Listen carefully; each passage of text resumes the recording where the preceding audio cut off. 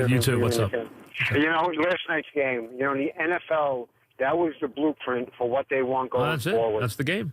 It's sad because you and I grew up in different generations. Oh, yeah. And it's not about tackling anymore. The real defenses in the old days were built on having players that tackle. Tackling is a lost art now. You don't try to stop a guy. It's about either wrecking the offense or the offense scoring a touchdown. Basically, that's it. Take the ball away, beat up the quarterback, or they're going to complete the pass. And that's the way the game is. That's right, and it's amazing. Now, you talk about investing monies in shutdown corners. I got news here. If I was a GM, I would think twice about it because you need guys who can wreck the game at the line of scrimmage. And give the Chiefs credit. They don't have Donald. They don't. But they were able to, with their guys, with Ford, with Houston, with Williams, they were able to get to the quarterback and did a good job. And then the thing that saved that game for the Rams was clearly their ability. And the Chiefs had some issues on the offensive line, which we noted at the start of the game. That was the difference because it turned him into a couple of big mistakes. And at the end of the game, I thought for all his prowess, he got very rattled. He made a couple of really bad throws at the end of the game. He was trying to force the ball. Now, the last one, I don't know if it was the last one or the second last one when they ran up and hit his arm. I don't know that it was either the last one or the second last. One, he made a bad throw. The other one, they kind of clipped his arm just at the end. I don't know which was which, but they both were within a minute of each other. But he actually, I thought, got very impatient at the end of the game. I thought he kind of got a little jumpy.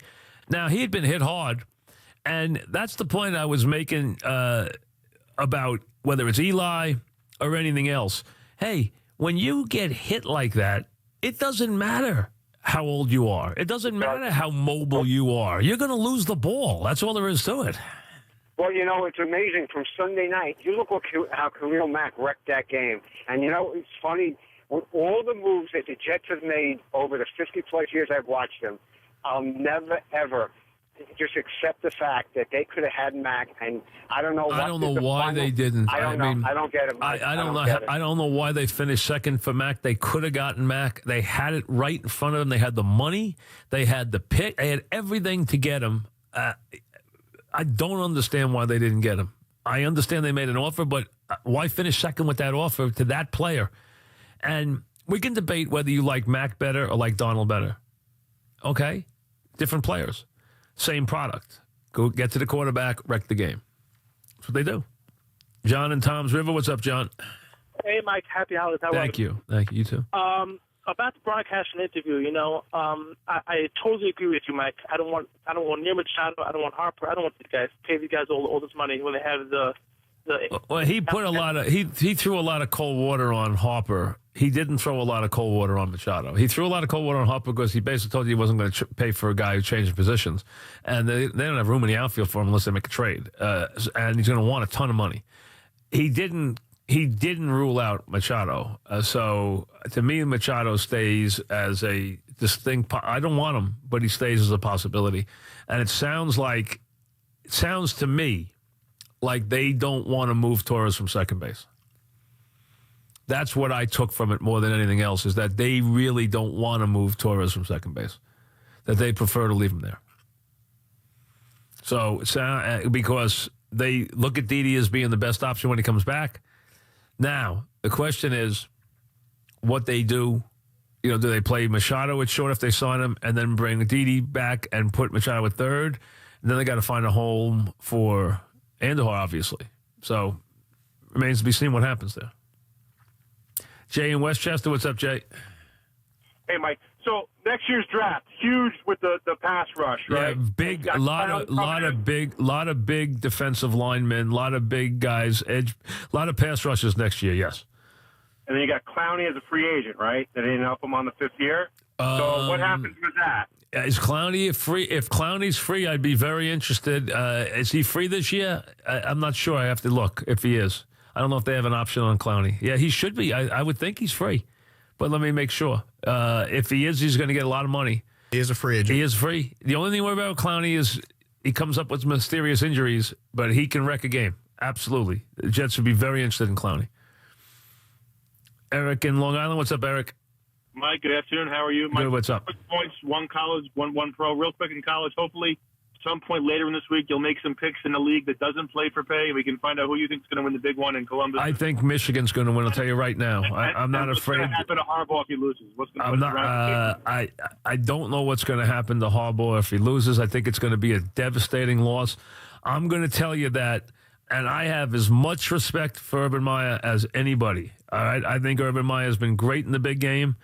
I do not like anything I've seen from Ohio State. And last week, watching Ohio State tie that game up and then let Maryland come down the field in 2 plays, 1 play, and score touchdowns. I mean, come on. I mean, you can't play like that. So I can't take them seriously right now. I think there's something very wrong. And when I see a team week after week, late in the season, give up bad effort, week after week like Ohio State has done, then I'm worried. And I think, listen, anyone who wants to take Ohio State getting points at home, they're never an underdog. They're an underdog this week. They're an underdog at home, which never happens. I mean, never happened. I don't even know. Somebody could look up, Mons, the last time Ohio State was an underdog at home. I mean, it is a long time since they've been an underdog at home. Years.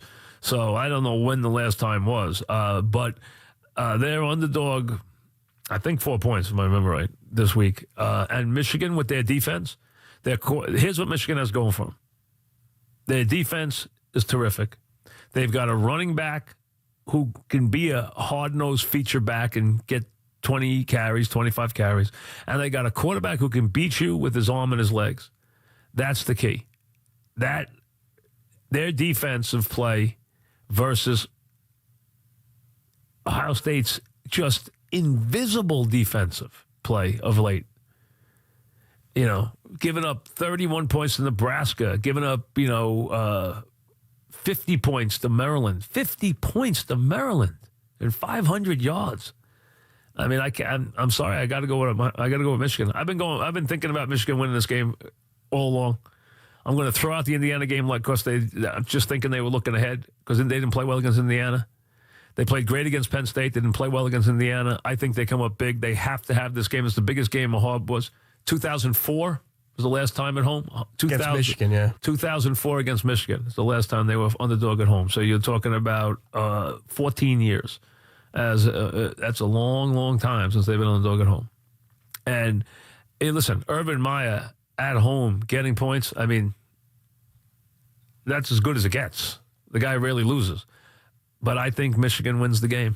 I think it's their week. If it's not, it's going to be a bitter. I can't even think about how big a defeat it is for Michigan. This one, they have to have. He's done what he had to do. He's beat ranked teams. He faced 3 ranked teams in a row. He beat 3 ranked teams in a row.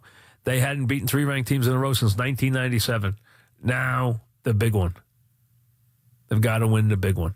And they don't get any bigger. And sorry to anybody else, including Yale, Harvard, to anybody else, okay? I don't care what rivalry you think it is.